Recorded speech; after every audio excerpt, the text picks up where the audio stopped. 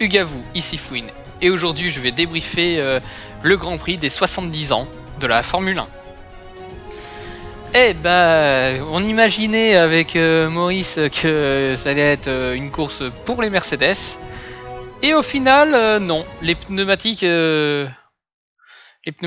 ont joué des tours. Et tant mieux d'un côté, comme ça relance un petit peu euh, la course et le championnat, même si c'est pas énorme au final, mais quand même. Et surtout, ça permet de voir enfin une défaite de Mercedes. Enfin, une défaite. Ils sont quand même 2 et 3, mais voilà. C'est quand même intéressant. D'ailleurs, je précise juste que par rapport au précédent Grand Prix de Grande-Bretagne, ils ont eu des trains de pneus un peu plus durs.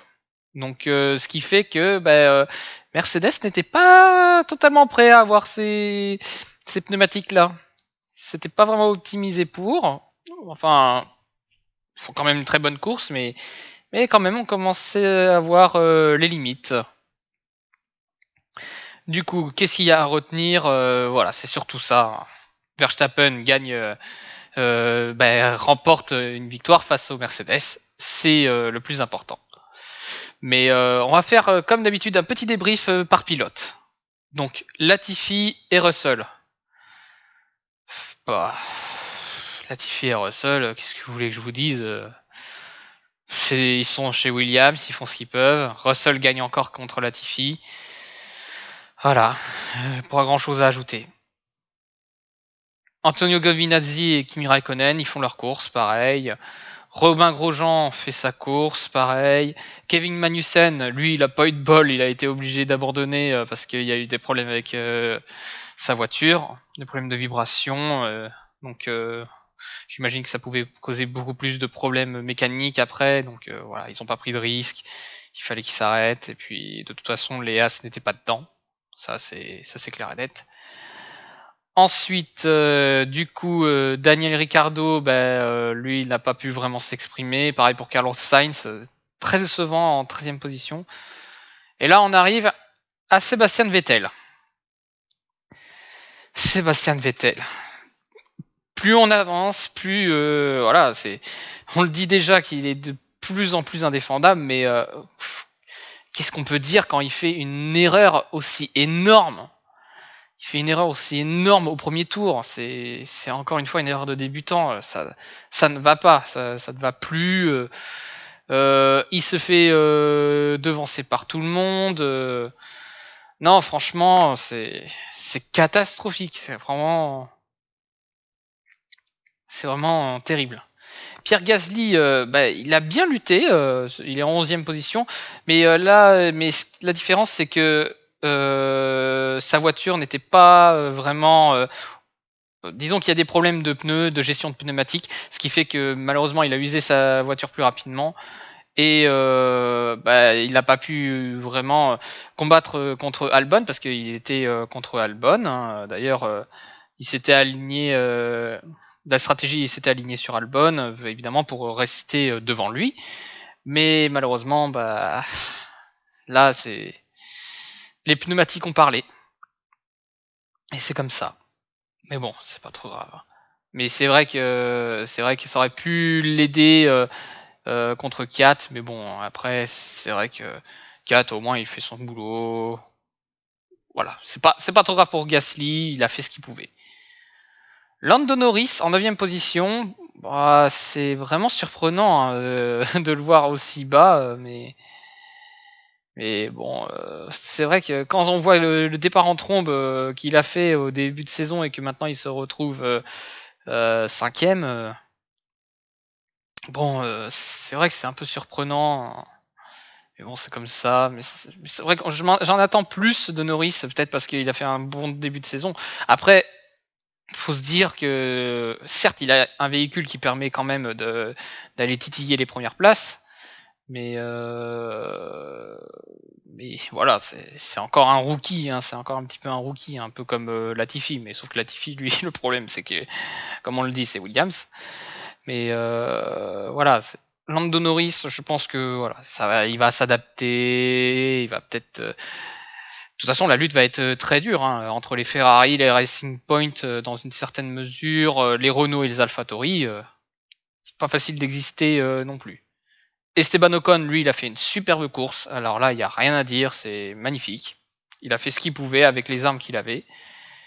Nico Hülkenberg, alors on peut s'étonner de sa 7ème position, parce que il a dû faire un arrêt supplémentaire.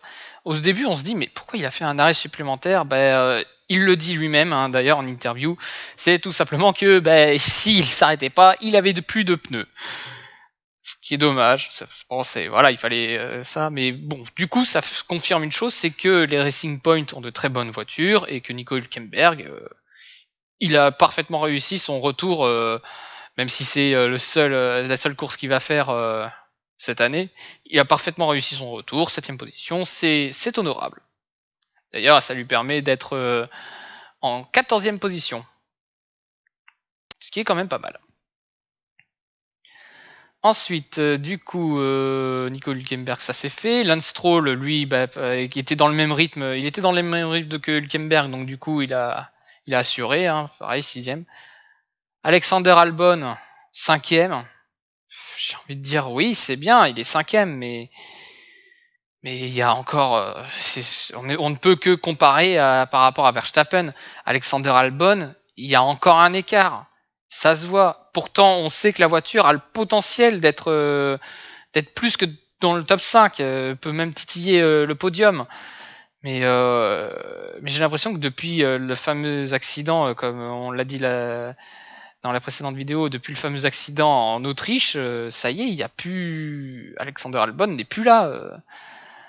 Il limite la casse. Il est 5ème, c'est. Voilà, mais quand tu vois par contre que tu as un Charles Leclerc qui a une Ferrari souffrante, qui est 4ème, et pendant un temps elle est restée longtemps 3ème, mais c'est Leclerc qui a. Malheureusement, Leclerc n'a pas pu lutter. Hein. D'ailleurs, c'est un des rares véhicules, et un des rares pilotes qui n'a fait qu'un seul arrêt. Et oui, c'est important à le signaler. D'ailleurs, j'ai oublié de préciser, mais Romain Grosjean avait essayé de faire en sorte de tenir sur la durée, mais bon, ça n'a pas fonctionné. Hein. La voiture n'est pas assez puissante de toute façon. Bref, j'en étais à Charles Leclerc. Charles Leclerc, voilà, Ferrari qui n'est vraiment pas au top de sa forme, qui réussit encore une fois des miracles. Il n'y a pas d'autre chose à dire. Charles Leclerc fait des miracles. Il est en 4ème position au championnat constructeur, ce qui est tout bonnement énorme quand on sait comment est la Ferrari cette année. Moi, je dis chapeau bas. Chapeau bas. Franchement, bravo. Valtteri Bottas, franchement, voilà, malheureusement, il perd encore des points sur Hamilton. Et là, c'est tellement fatal que c'est franchement les grands prix de Grande-Bretagne, les 2 grands prix de Grande-Bretagne sont vraiment à oublier pour Bottas parce que ça lui a fait perdre beaucoup de points et même pire, malheureusement, il se retrouve derrière Verstappen au classement.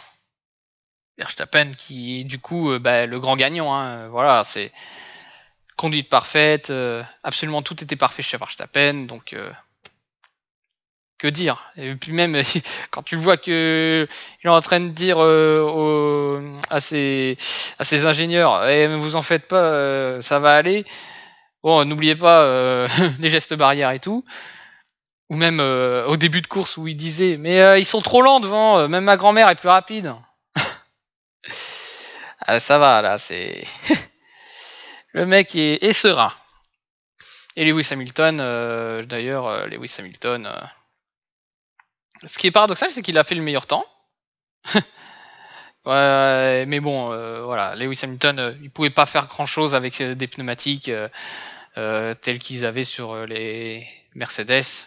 Mais quand même, quand on voit qu'ils font 2 et 3, on se dit, quand ils ont des problèmes, ça va, c'est pas trop grave. Hein, ils ont toujours une bonne étoile. Surtout Lewis Hamilton. Voilà. Et je vais faire un petit point sur les constructeurs. Très rapide parce que j'ai déjà quasiment tout dit précédemment, mais Williams, As et Alfa Romeo, c'est une lutte pour ne pas être dernier malheureusement. Que dire de plus? AlphaTauri mériterait quand même peut-être un peu plus, mais on sent quand même qu'il y a de l'amélioration et que Gasly et Kiat, surtout Gasly, essaye quand même d'avoir les points. Je pense que sans trop m'enflammer, je pense qu'ils vont bien consolider leur 7ème position. Mais là où c'est le plus intéressant, c'est en fait entre la 3ème et la 6ème position. D'ailleurs, Racing Point a eu 15 points de pénalité pour des voitures non conformes, notamment des écopes de frein non conformes. D'ailleurs, cette pénalité ne s'applique uniquement qu'aux points constructeurs et non aux pilotes. Ce qui peut être surprenant, on ne sait pas trop ce qui se passe dans la tête de la FIA des fois, mais soit parce qu'ils disqualifient les voitures, mais on conserve quand même les points des pilotes. D'accord, bon, tu me diras en 2008, non, pas 2008, 2007, c'est 2007 où les McLaren avaient fait de l'espionnage sur Ferrari, mais on a quand même conservé les points pour les pilotes. Ouais, bon, allez, admettons. Mais bon, tout ça pour dire que la lutte pour la 3ème place va être très intéressante, surtout quand on sait que... en fait, je me demande si le plus intéressant, ça va être de voir si Ferrari peut espérer un podium avec la voiture qu'ils ont. Même si c'est qu'un seul pilote qui fait tout le boulot, parce que Charles Leclerc, c'est 45 points, et Vettel, c'est seulement 10. Seulement 10. Un quadruple champion du monde. C'est grave. Donc voilà, on le dit depuis plusieurs courses, mais ces 4 écuries sont à surveiller. Même si on pense que les Racing Points sont quand même largement au-dessus, mais ça, on va mettre ça un peu dans le conditionnel à cause de cette affaire, donc on verra. Ça peut encore changer, mais voilà. Affaire à suivre. Red Bull confirme sa 2ème position. D'ailleurs, avec Red Bull, c'est le cas de le dire que franchement, c'est dommage qu'ils aient foiré la première course parce que Verstappen aurait pu vraiment titiller, vraiment plus titiller le classement avec Hamilton. Maintenant, qui s'envole, hein, c'est le cas de le dire. Et il y a 30 points, c'est énorme. C'est énorme, c'est plus d'une course, même avec le meilleur temps. Mais ce qui est paradoxal, c'est que Max Verstappen, sur les 113 points, il en rapporte 77. Ce qui prouve, comme je l'ai dit, encore une fois, qu'il y a un écart. Il y a un écart de performance entre Albon et Verstappen. Il y a un problème avec Albon. Albon n'arrive pas à être dans les top positions. Verstappen y arrive presque aisément. C'est presque insultant la facilité qu'il a par rapport à Albon pour être facilement dans les premières positions et Albon doit lutter ou doit faire des remontadas. Alors, faire des remontadas, ok, mais c'est pas impressionnant quand t'as une voiture surpuissante.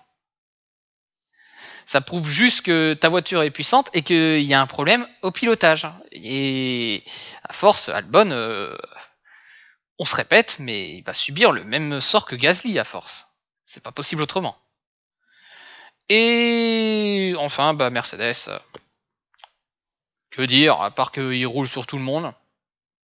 Ils ont eu une défaite, ok, mais bon. C'est peut-être un avertissement, mais au moins ils savent sur quoi bosser. Mais voilà, faut pas se voiler la face, ça va être Mercedes qui va gagner. Hein, ça... Voilà, pas de suspense. Voilà, c'est tout pour ce débrief, ce petit débrief très rapide sur le Grand Prix des 70 ans. J'espère que ça vous a plu. Si vous avez des suggestions pour améliorer le format, n'hésitez pas. N'hésitez pas à liker, commenter, partager, faites ce que vous voulez. Voilà. Même à dis et liker si vous n'avez pas aimé, hein, si vous vraiment... Ça peut arriver. Hein. Mais en tout cas, voilà. Je vais vous laisser sur ça. Allez, sur ce, ciao.